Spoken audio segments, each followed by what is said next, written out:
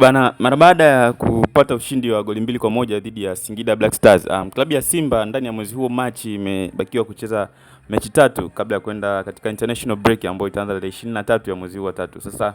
hizi hapa ni mechi tatu ambazo klabu ya Simba itafanikiwa kucheza katika mwezi huu wa tatu, ambapo tarehe 14 Simba itacheza dhidi ya TRA United. Hii ni mechi ambayo itapigwa pale mkoani Arusha, na baada ya hapo tarehe 19 Simba itacheza dhidi ya Pamba Jiji, hapa ni mkoani Mwanza, na baada ya hapo watarudi Dar es Salaam ambapo watarudiana tena na TRA United, ambapo hii ni tarehe 22 ya mwezi huu wa tatu. Sasa maoni yako katika mechi hizi za Simba ambapo zitachezwa mwezi huu wa tatu, je, watafanikiwa kurudisha ile morale yao kushinda na kuweza kuendelea kuwania taji la ubingwa wa ligi, ama ndo itakuwa tayari biashara yao imeishia hapo, waendelee kupambania nafasi ya pili na ya tatu?